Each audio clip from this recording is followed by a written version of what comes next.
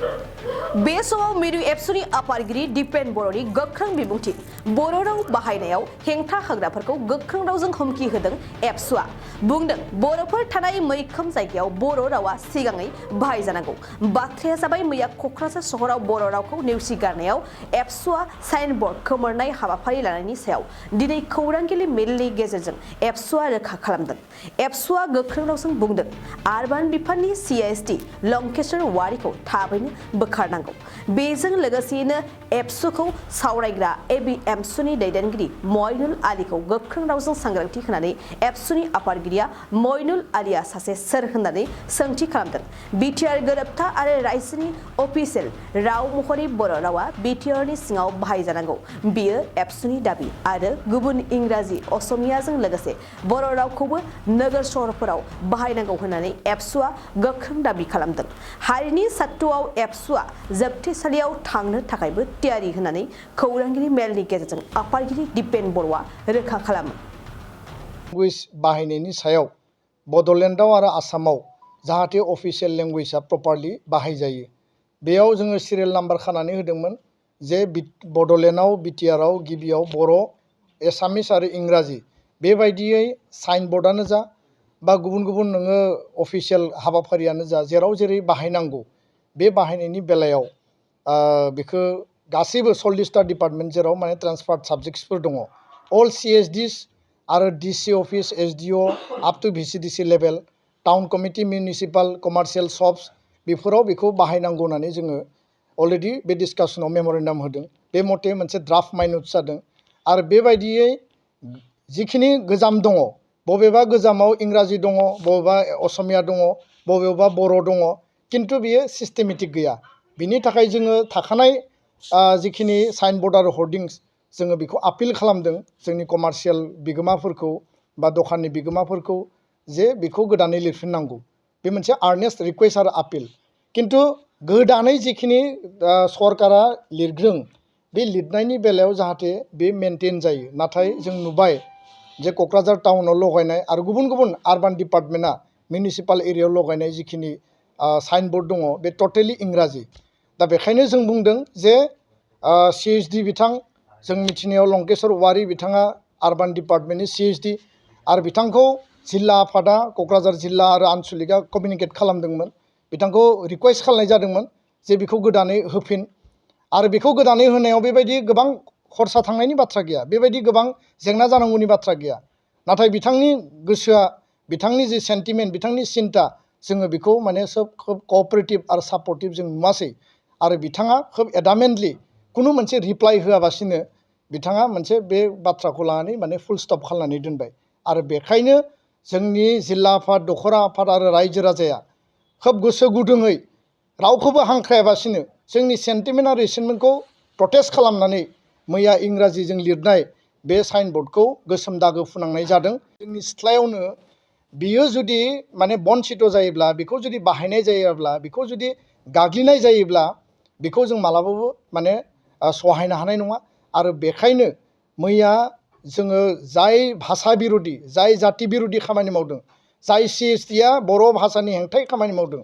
बर' हारिनि हेंथायै खामानि मावदों बेखौ प्रतिबाद खालामनानै जों बे खामानिखौ मावदों आरो बेखायनो जोङो स्पष्टयै बुंदों जे CSD बिथाङा स्पष्टीकरण होनांगौ बिथाङा निमाहा बिनांगौ आरो जुदि बे खामानिखौ सप्ता खनसेनि गेजेराव मावाब्ला बिटिआर काउन्सिल दानि प्रमद बर' बिथां दैदेननाय गबिन्द बसुमतारी बिथां दैदेननाय बे काउन्सिलखौ जोङो मोनसे आपिल खालामदों जे दाबि खालामदों जे CSD लंकेश्वर वारि बिथांखौ ट्रान्सफार खालामनांगौ जाय भाषाखौ सन्मान होयो जाय गावनि बिमानि रावखौ सन्मान होयो बे सन्मान होनो गोरों बेयाव अफिसारखौ बेयाव माने एपइन्टमेन्ट होनांगौ पस्टिं होनांगौ बेखौ जों दाबि होदों आरो खुनु कारनाव भाषानि हेंथायै थांग्रा बिमानि रावनि हेंथायै थांग्रा जोंनि बिमानि राव आइनि रावनि हेंथायै थांग्रा जायफोर सक्तिया बे खामानिखौ मावदों बेखौ जों मालाबाबो माने गनायनाय नङा जाय मानसिया जाय बेक्तिया बे खामानि मावदों बेखौ जों गनायनाय नङा बिनि थाखाय भाषानि थाखाय रावनि थाखाय गावनि बिमानि रावनि थाखाय दुलाराय बर' फरायसा आफादा जुदि जोङो जिउ दान होनो गोनां जायोबाबो जों जिउ दान होनो थाखाय राजि आरो बेयाव जोङो खुनु कारनाव जोंहा बेयाव गाबनाय आरो बेयाव जोंहा माने फावसायनाय गैया आरो बे बाथ्राखौबो स्पष्ट बुङो जोङो मैया जिखिनि खामानि मावबाय जोंनि मावथि बिथांमोना जिखिनि खामानि मावबाय गोबां माने एंगेलनिफ्राय जोंखौ भायलेन्स खालामदों जोंखौ हिंसा खालामनो नागिरदों आरो जोङो बेयाव माने ल' एन्ड अर्डार सिटुएसन गाज्रि खालामनो नागिरदों बेबायदि माखासे प्रेसार फैदों जोङो हिंसा खालामग्रा मानसि नङा जोङो माने दावराव दावसिखौ मोजां मोनग्रा मानसि नङा जोंनि आफादा जेब्लाबो दुलाराय बर' फरायसा आफादा सान्तिनि थाखाय खामानि मावदों गोजोननि थाखाय खामानि मावदों खौसेथिनि थाखाय खामानि मावदों आरो जोङो बे बाथ्राखौबो बुंगोन जे सोरबाया दिनै माने आयेन कानुनजों जोंखौ सिगिनो नागिरदोंब्ला दुलाराय बर' फरायसा आफादनि 10,000 जोंनि मावथिफोरा जोङो जेल जानो थाखायबो जों राजि दा बेखायनो सोरबा एबसुनि मइनुद्दिन आलिया जोंखौ हुमखि होदों एबसुआ बिनिफ्राय बिरत था एबसुखौ जोङो धमकि होयो एबसुखौ जों खावलायो एबसुखौ वार्निं होदों एबिएमसुनि सोरबा मइनुद्दिन आलिया दुलाराय बर' फरायसा आफादखौ वार्निं होनानै सोर बेक्ति बिलाय बिथाङा सोर जों बे बाथ्राखौ कुइसन खालामदों आरो बेखायनो स्पस्तयै बुंदों जोंनि राव बिमा रावखौ बर' रावखौ लानानै जोङो बिनि सार्भाइभेलनि थाखाय बिनि थामोनथा रैखाथिनि थाखाय बिखौ फेहेरनांगौ बिनि मर्यादानि थाखाय बिनि मर्यादाया आसामाव बड'लेण्डआव नङाब्ला बबे हादोराव जों मर्यादा मोनबावगोन बबे रायजोआव जों मर्यादा मोनगोन जोंनि थाखायथ' बेबायदि आलादा देश गैया आलादा रायजो गैया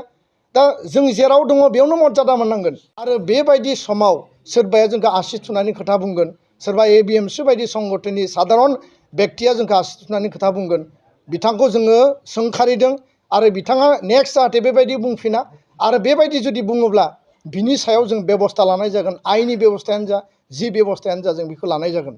दुर्गा दास बर' जोंनि सासे बर' एमएलए बिथाङा बुंदों जे माने बेयाव समानै बाहायजानांगौ बिथाङा बुंदों जे एबसु मावथिफोरा दुर्बृत्त होननानै बुंदों जों रावबो दुर्बृत्त नङा जों जेब्लाबो गोजोन आरो सान्तिनि थाखाय खामानि मावग्रा हारिनि थामोनथा रैखाथिनि थाखाय खामानि मावबोदों आरो बिथाङा जोंखौ जेरैबायदि भाषा बाहायदों आं बेखौ सोंखारिदों बे बाथ्राखौ बिथाङा उथायनानै लानांगौ जों खुनु दुर्बृत्त नङा आरो बिथाङा बर' जानानै गावनि गुतै जिबनाव बर' भाषा मोनसे बाहायदोंना बाहायाखै आंहा बेयावसो सन्देह दङ दा बेखायनो असमिया रावखौ जों मोजां मोनो बर' रावखौबो जों एखे लोगो मोजां मोनो बर' रावा जोंनि बिमा राव जोङो एखे समानै असमिया रावखौबो मर्यादा होयो दा बेखौ लानानै जोंहा खुनु सन्देह गैया दा बेखायनो जायफोरा जोंखौ बुंदों बिथांमोना बेबायदि बुंनायनिफ्राय गोजानाव थानांगौ बाइक सालायनो मोजां मोनग्राफोरनि थाखाय गोजोनथाव खौरां मार्च दाननि 22-23 आरो 24 अक्ट' सानथामनि थाखाय दावहारु अट' एजेन्सिया नोंथांनो लाबोगासिनो मेगालन काम एक्सचेन्ज मेला बे मेगालन काम एक्सचेन्ज मेलाखौ क'क्राझार बड'लेण्ड गेस्ट हाउसनि साखाथियावनो खुंफुंगोन बे मेलायाव बारा नङा 14,999 रांसिमाव डाउन पेमेन्ट होनानै बाजाज कम्पानिनि गुबुन गुबुन बाइकफोरखौ ल'नाव लानो हागोन एक्सचेन्ज खालामग्राफोरनि थाखाय एक्सचेन्ज ब'नासबो थागोन बाइक सालायनायाव हमनो थाखाय बायगिरिया बेसेन लायालासे हेलमेटबो मोनगोन